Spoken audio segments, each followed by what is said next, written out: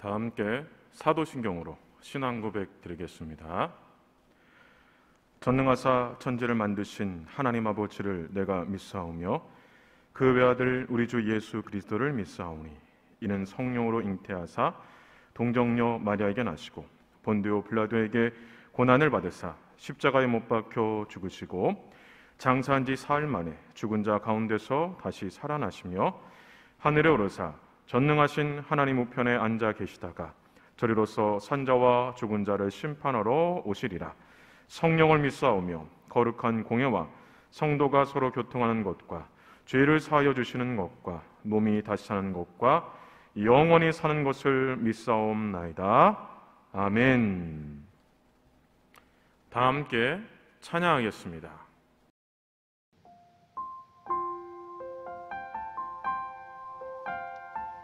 이 시간 우리 마음의 자리를 깨끗이 비우고 나아갈 때 하나님께서 베푸시는 영원한 사랑과 위로가 우리 마음에 가득 채워질 줄 믿습니다.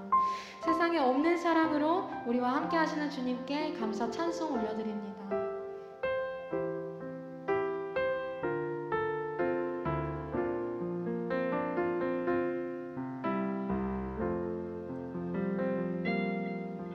내가 주인 삼은 모든 건 내려놓고 내 주 대신 주 앞에 나가 내가 사랑했던 모든 건 내려놓고 주님만 사랑해.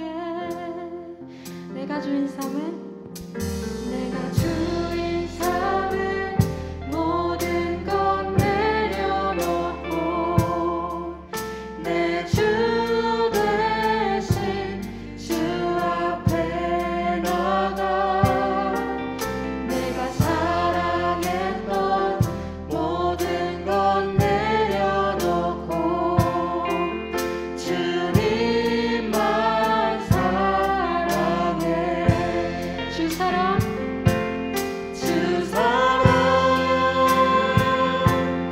거친 풍랑에도 깊은 바다처럼 나를 잠잠케 해. 주 사랑 내 영혼의 반석 그 사랑 위에 서리. 내가 주인 삼은 모든 건 내려놓고 내 주 대신 주 앞에 나가 내가 사랑했던 모든 건 내려놓고 주님만 사랑해. 주 사랑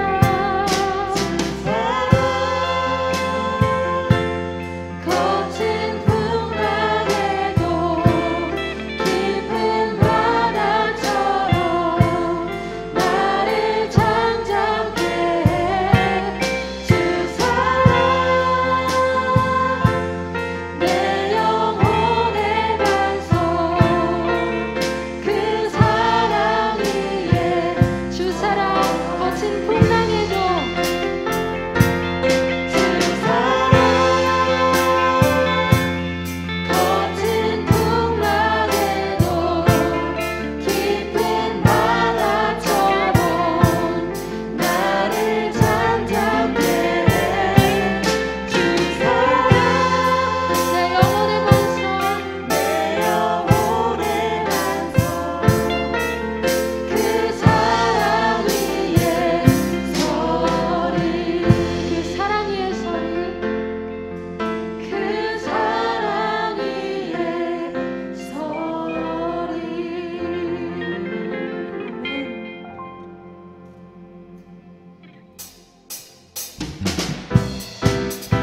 우리 계속해서 우리 마음과 기쁨의 고백으로 나아갑시다. 오직 주님만이 나의 힘 되시며 영원한 반석 되십니다. 아멘.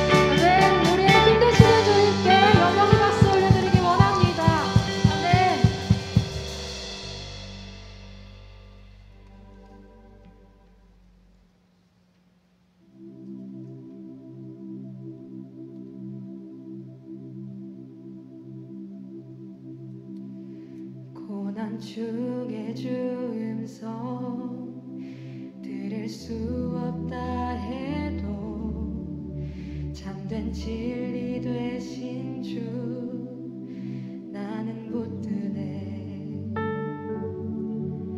폭풍이 몰려와도 험한 길을 간대도 믿음의 두 손 들고 주실래. 내게 행하신 그 놀라운 일 생명 주신 주를 기억하네.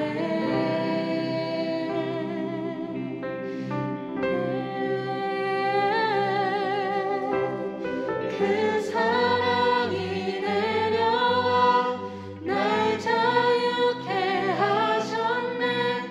영원히 나는 주님의 것.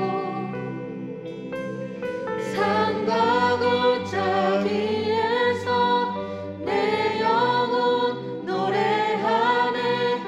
영원히 나는 주님의 것.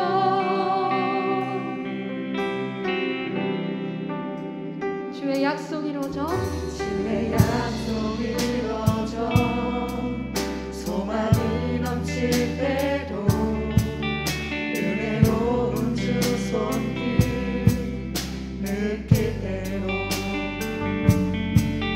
주를 향한 갈망과 겸손한 마음으로 믿음의 두 손 들고 주실래. 내게 행하신 그 놀라운 일 생명 주신 주를 기억하네.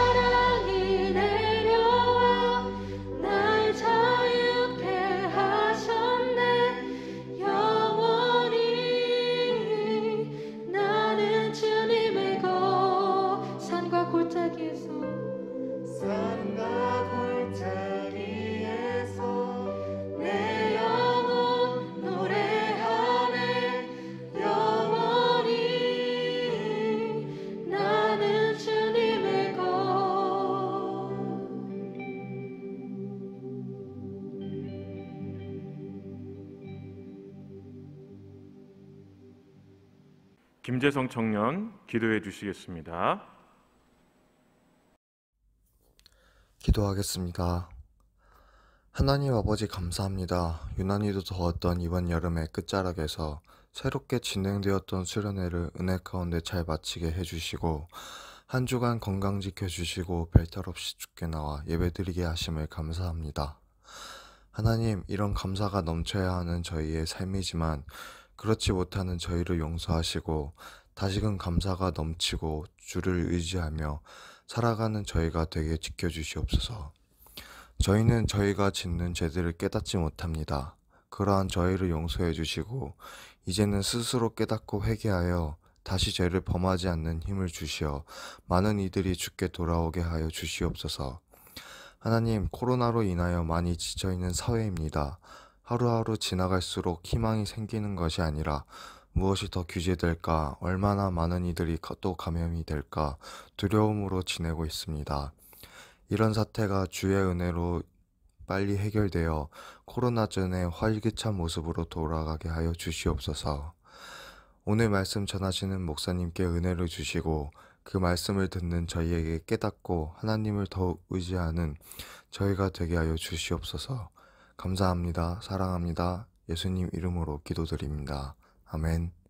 김영준 청년 성경 봉독 해주시겠습니다.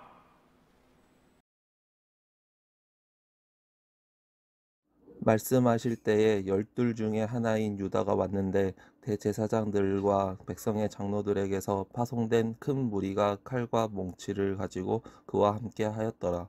예수를 파는 자가 그들에게 군호를 짜 이르되 내가 입맞추는 자가 그이니 그를 잡으라 한지라. 곧 예수께서 나와 랍비여 안녕하시옵니까 하고 입을 맞추니 예수께서 이르시되 친구여 내가 무엇을 하려고 왔는지 행하라 하신대 이에 그들이 나와 예수께 손을 대어 잡는지라. 예수와 함께 있던 자 중에 하나가 손을 펴 칼을 빼어 대제사장의 종을 쳐 그 귀를 떨어뜨리니 이에 예수께서 이르시되 내 칼을 도로 칼집에 꽂으라. 칼을 가지는 자는 다 칼로 망하느니라. 너는 내가 내 아버지께 구하여 지금 12군단 더 되는 천사를 보내시게 할 수 없는 줄로 아느냐. 내가 만일 그렇게 하면 이런 일이 있으리라 한 성경이 어떻게 이루어지겠느냐 하시더라. 그때 예수께서 무리에게 말씀하시되 너희가 강도를 잡는 것 같이 칼과 몽치를 가지고 나를 잡으러 나왔느냐. 내가 날마다 성전에 앉아 가르쳤으되 너희가 나를 잡지 아니하였도다. 그러나 이렇게 된 것은 다 선지자들의 글을 이루려 함이니라 하시더라. 이에 제자들이 다 예수를 버리고 도망하니라. 오늘 본문은 예수님께서 다가올 순환을 준비하기 위해 겟세마네 동산에서 기도하신 후 대제사장들과 백성들의 장로들에게서 파송된 큰 무리에게 붙잡히신 사건입니다. 예수님이 큰 무리에게 붙잡히신 사건은 세 부분으로 나눌 수 있습니다. 첫 번째는 돈을 받고 예수님을 판 제자 유다가 대제사장들과 백성들의 장로들에게서 파송된 큰 무리에게 예수님이 누구신지 가르쳐 주었고 무리들이 예수님을 붙잡은 사건입니다. 두 번째는 예수님이 붙잡히실 때 제자 베드로는 예수님을 구하고자 저항했고 저항하는 과정에서 대제사장의 종의 귀를 칼로 내리쳤던 사건입니다.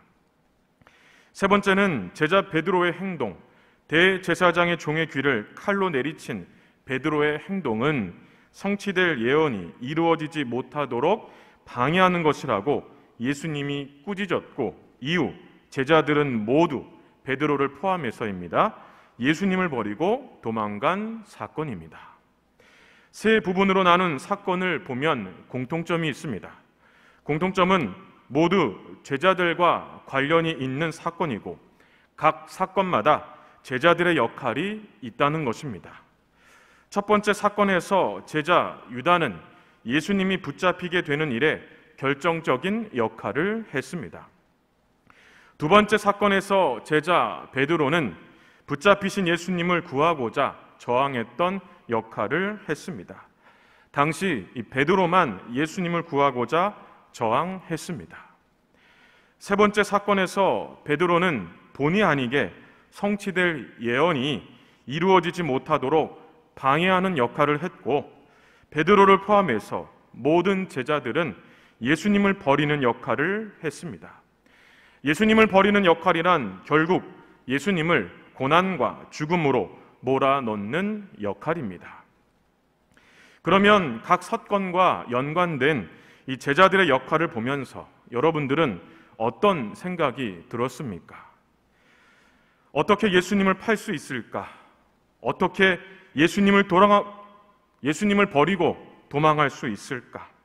어떻게 예수님을 고난과 죽음으로 몰아넣을 수 있을까?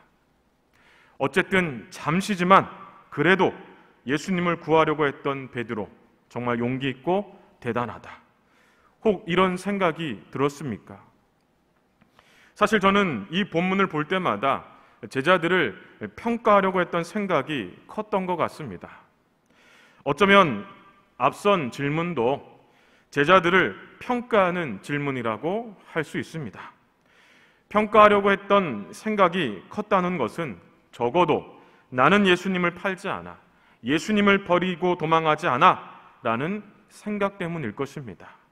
어쩌면 나는 제자들보다 낫다 라는 생각 때문일 것입니다. 그러면 각 사건과 연관된 제자들의 역할을 보면서 적어도 유다처럼 예수님을 팔지 말아야 해, 모든 제자들처럼 예수님을 버리고 도망하지 말아야 해 라는 생각을 가지고 제자들을 평가하기 위해서 이 사건을 기록하여 우리에게 주셨을까요? 아니면 나는 제자들보다 낫다 라는 생각을 가지고 제자들을 평가하기 위해서 이 사건을 기록하여 우리에게 주셨을까요? 우리는 이 사건을 오늘 우리의 삶의 현장으로 가지고 와야 합니다. 삶의 현장으로 가지고 온다는 것은 이 사건 속으로 들어가서 유다도 되어보고 베드로도 되어보고 다른 제자들도 되어보아야 한다는 것입니다. 제자들을 단순히 평가하는 데 그치는 것이 아니라 각각의 제자가 되어보면서 나는 어떤 제자인가를 깊이 생각해 보아야 한다는 것입니다. 그러면 먼저 첫 번째 사건 속으로 들어가 유다가 되어 보겠습니다. 47절과 48절에 보면 유다는 대제사장들과 백성의 장로들에게서 파송된 무리를 데리고 예수님께로 왔습니다. 47절과 48절을 함께 보겠습니다.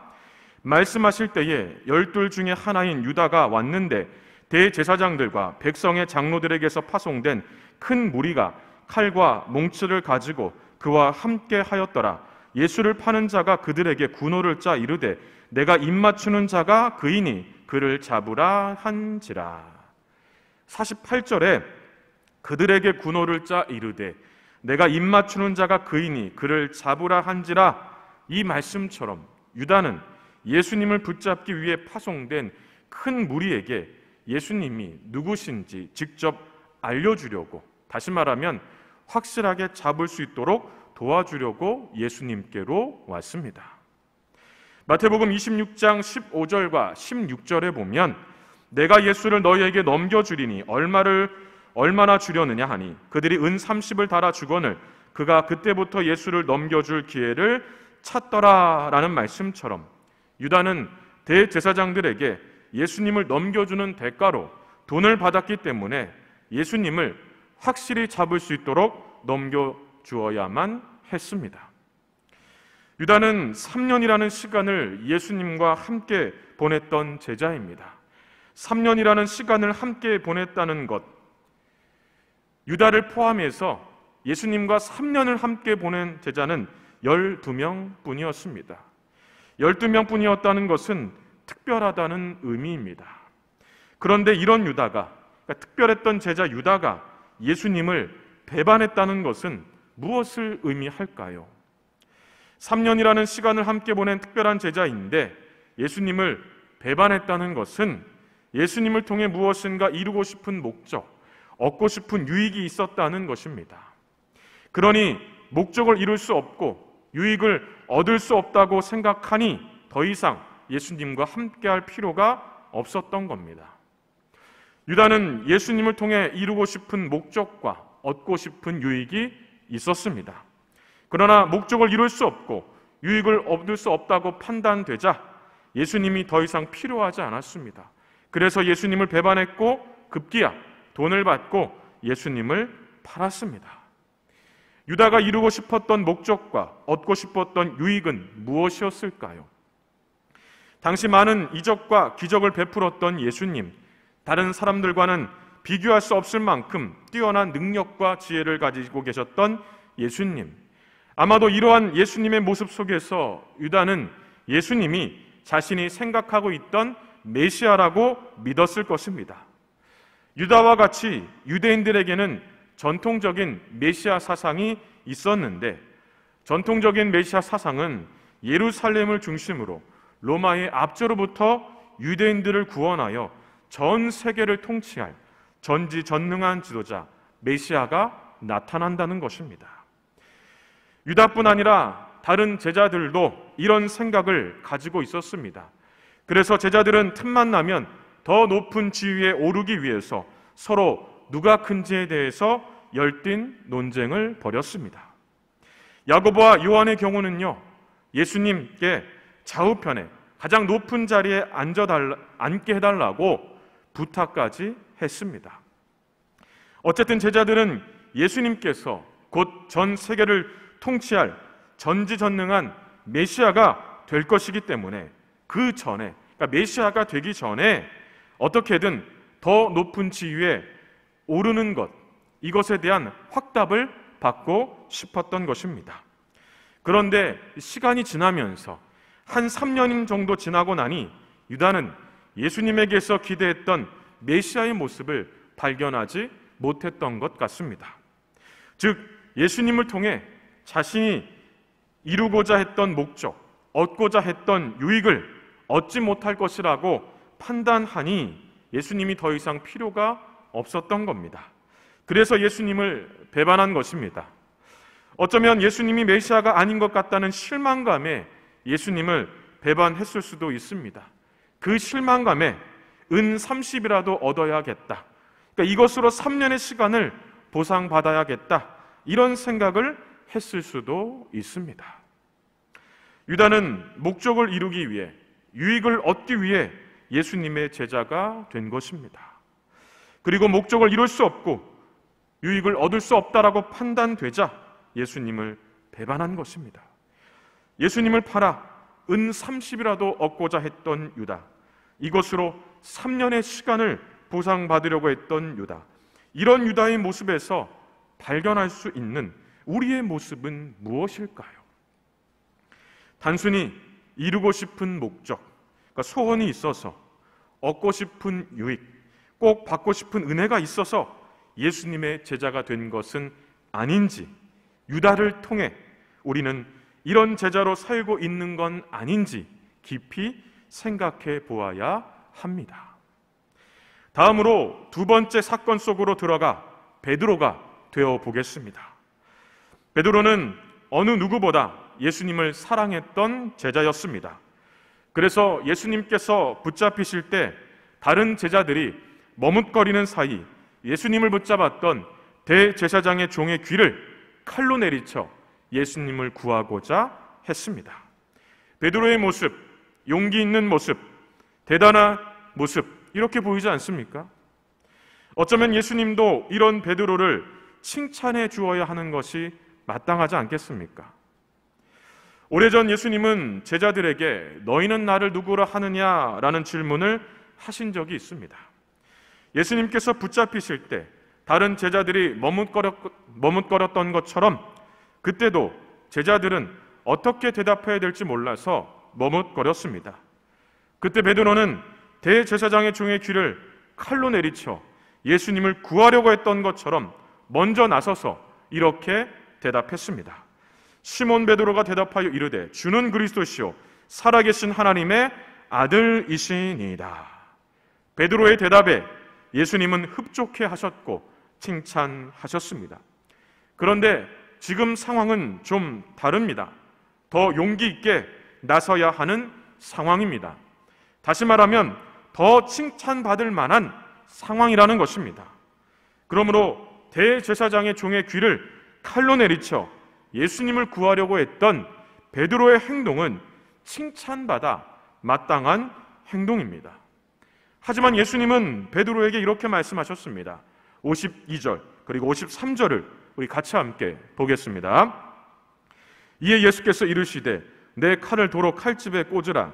칼을 가지는 자는 다 칼로 망하느니라. 너는 내가 내 아버지께 구하여 지금 12군단 더 되는 천사를 보내시게 할 수 없는 줄로 아느냐. 52절은 이런 뉘앙스입니다. 힘으로 해결하려고 하면 힘으로 망한다. 사실 이 말 뒤에는 이런 뉘앙스가 숨어 있습니다. 힘으로 해결하려고 하면 힘으로 망한다. 왜 너는 내 힘만 믿느냐? 왜 너는 이렇게 조급하느냐? 조금만 더 신중하게 생각할 수 없느냐? 이처럼 52절은 책망의 말씀입니다. 53절은 좀 더 직설적으로 베드로를 책망하는 말씀입니다. 53절에 지금 12군단 더 되는 천사를 보내시게 할 수 없는 줄로 아느냐라는 것은 내가 이 정도로도 해결할 수 없을 것 같으냐라는 뉘앙스입니다.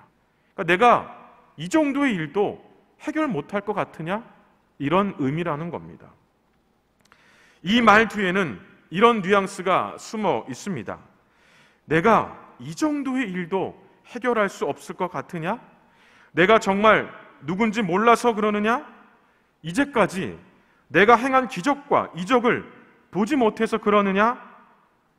바로 예수님은 이런 뉘앙스를 가지고 말씀하고 있는 겁니다. 예수님은 이렇게 자신의 힘만 믿고 조급하고 신중하지 못했던 베드로에게 아주 결정적인 한마디를 하셨습니다. 54절입니다. 내가 만일 그렇게 하면 이런 일이 있으리라. 한 성경이 어떻게 이루어지겠느냐 하시더라. 이 말씀은 베드로야, 지금 내 행동은 하나님께서 행하실 일, 성경에 예언했고 예수님을 통해 이루실 일을 방해하고 있는 거다. 예수님은 다가올 순환을 준비하기 위해 겟세마네 동산에서 기도하시기 전 모든 제자들이 자신을 버리고 도망할 것을 말씀하셨습니다. 그러니까 예언하신 거죠. 그때 베드로는 모두가 주를 버릴지라도 나는 결코 버리지 않겠습니다라고 호언장담했습니다. 이런 베드로에게 예수님은 너는 도망하는 정도가 아니라 나를 모른다고 부인할 것이라고 말씀하셨습니다. 그때 베드로는 또 한 번 호언장담하며 이렇게 말했습니다. 베드로가 이르되 내가 주와 함께 죽을지언정 주를 부인하지 않겠나이다 하고 모든 제자도 그와 같이 말하니라. 그러면 베드로가 호언장담한 이유가 무엇일까요? 이렇게 말한 이유가 무엇일까요? 그 이유는 베드로는 언제나 자신은 다른 제자들과 다르다고 생각했기 때문입니다. 즉 다른 제자들보다 자신이 더 낫다는 생각 때문에 호언장담했던 것입니다. 베드로의 행동, 칭찬받을 만한 행동이 아닙니까? 그런데 예수님은 하나님께서 행하실 일, 성경에 예언하여 예수님을 통해 이루실 일을 방해하고 있다라고 말씀하셨습니다. 어쩌면 베드로에게 이 말씀은 충격적이었을 겁니다. 그래서 예수님을 부인하고 나서 예수님의 말씀대로, 그러니까 예언대로 예수님을 부인하는 자신을 보면서, 그러니까 예언이 성취되는 것을 보면서 너무나 부끄럽고 죄송한 마음에 통곡했던 것입니다. 자신의 힘만 믿고 급하고 신중하지 못했던 베드로, 언제나 자신은 다른 제자들과 다르다고 생각했던 베드로의 모습에서 발견할 수 있는 우리의 모습은 무엇일까요? 어떤 일이든 내 힘만으로만, 지혜로만 하려고 하지는 않는지, 특히 신앙에 있어서 이런 모습은 없는지, 또 나만 특별하다고 생각하는 건 아닌지, 특히 신앙에 있어서 나만 특별한 열심이 있다고 생각하는 건 아닌지, 베드로를 통해 우리는 이런 제자로 살고 있는 건 아닌지 깊이 생각해 보아야 합니다. 엘리야도 이런 생각이 있었습니다. 자신만 특별한 선지자고 자신만 특별한 신앙에 열심히 있는 선지자라고 생각했습니다. 그런데 그때 하나님께서 이렇게 말씀하셨습니다. 열왕기상 19장 18절입니다. 내가 이스라엘 가운데 7,000명을 남기리니 다 바알에게 무릎 꿇지 아니하고 다 바알에게 입 맞추지 아니한 자니라. 엘리야, 너만 특별한 열심이 있는 것이 아니다. 너만 특별한 선지자가 아니다. 지금 이렇게 말씀하고 있는 겁니다. 엘리야를 통해, 베드로를 통해 우리는 어떤 제자로 살고 있는지 깊이 생각해 보아야 합니다. 마지막으로 세 번째 사건 속으로 들어가 다른 제자들이 되어 보겠습니다. 56절에 다른 제자들은 베드로를 포함해서입니다. 예수님을 버리고 도망갔습니다. 56절을 함께 보겠습니다. 그러나 이렇게 된 것은 다 선지자들의 글을 이루려 함이니라 하시더라. 이에 제자들이 다 예수를 버리고 도망하니라. 그러면 왜 예수님을 버리고 도망갔을까요? 물론 선지자들의 글을 이루려 함이니라 라는 말씀처럼 성경의 예언을 성취하기 위해서입니다. 그러면 성경의 예언이 성취될 때, 그때 제자들은 어떤 마음으로 예수님을 버리고 도망갔을까요? 55절에 보면 대제사장들과 백성들의 장로들에게서 파송된 큰 무리는 강도를 잡는 것처럼 칼과 몽치를 가져왔다라고 합니다. 강도를 잡는 상황, 얼마나 험악한 상황입니까? 이런 상황에서 예수님을 구하기 위해 쉽게 나설 수 있었겠습니까? 이런 상황에서 제자들은 내가 나선다고 상황이 크게 달라지지 않을 것 같은데 일단 피하고 보자, 이런 생각을 했을 것입니다. 다시 말해 어쩔 수 없잖아 라는 생각을 했을 것입니다. 또 어쨌든 도망갔다는 것은 무섭다는 겁니다. 두렵다는 거예요. 이 상황을 해결할 수 있는 능력이 없어서 도망갈 수밖에 없다는 그런 의미입니다. 아마도 이런 상황이면 누구나 다 도망갔을 겁니다. 강도를 잡으려고 칼과 몽치를 가지고 오는 이런 험악한 상황에서 누가 거기서 남아 있을 수 있겠습니까? 어쩔 수 없잖아 라고 생각했던 다른 제자들, 무섭고 두려웠던 다른 제자들의 모습에서 발견할 수 있는 우리의 모습은 무엇일까요? 우리도 신앙생활을 하다 보면 상황을 탓하며 상황을 합리화하며 어쩔 수 없잖아 라고 말할 때가 있지는 않는지, 어떤 일을 하든 특히 신앙생활에서 자신감을 갖기보다 늘 무서워하고 두려워하고 있는 것은 아닌지, 다른 제자들을 통해 우리는 이런 제자로 살고 있는 건 아닌지 깊이 생각해 보아야 합니다. 데이비드 왓슨의 제자도라는 책에 보면 제자가 치르는 대가에 대해서 이렇게 소개합니다. 예수님은 자기를 따르는 자에게 안락한 삶을 결코 약속하지 아니했다. 그래서 예수님은 마태복음 16장 24절에서 이렇게 말씀하셨습니다. 이에 예수께서 제자들에게 이르시되 누구든지 나를 따라오려거든 자기를 부인하고 자기 십자가를 지고 나를 따를 것이니라. 그리고 마태복음 10장 38절에서는 이렇게 말씀하셨습니다. 또 자기 십자가를 지고 나를 따르지 않는 자도 내게 합당하지 아니하니라. 예수님의 제자는 예수님의 가르침을 받아 예수님께서 원하시는 대로 살아야 합니다.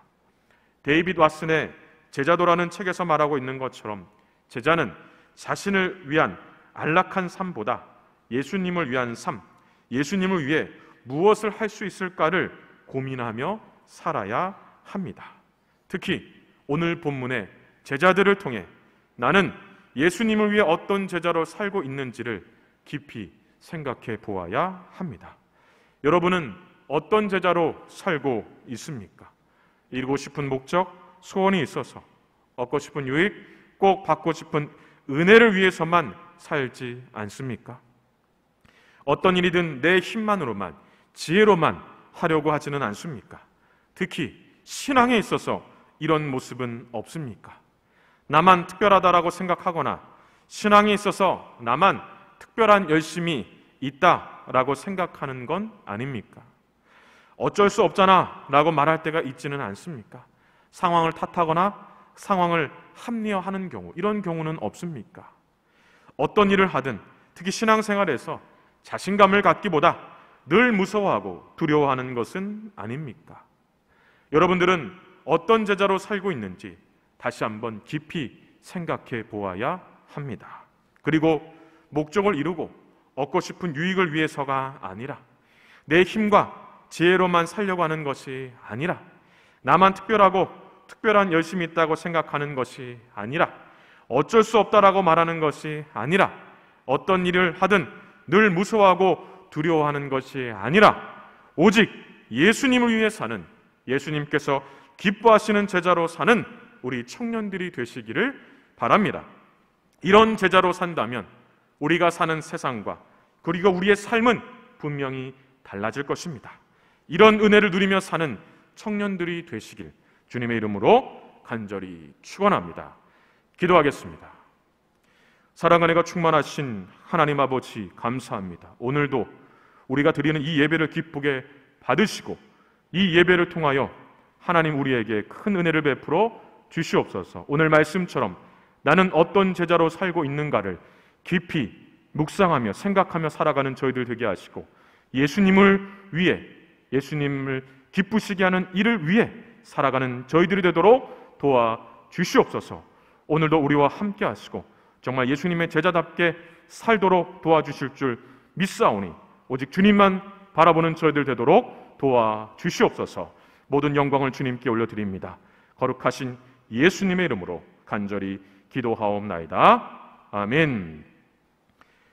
지금은 우리 주 예수 그리스도의 은혜와 하나님 아버지의 크신 사랑과 성령의 교통하심이 예수님을 위해, 예수님을 기쁘시게 하는 제자로 살기로 마음에 간절히 소원하며 예배하는 우리 모든 청년들 머리 위에와 그들의 가정과 그들이 하는 모든 일들 위에 이제로부터 영원토록 함께 있을지어다. 아멘.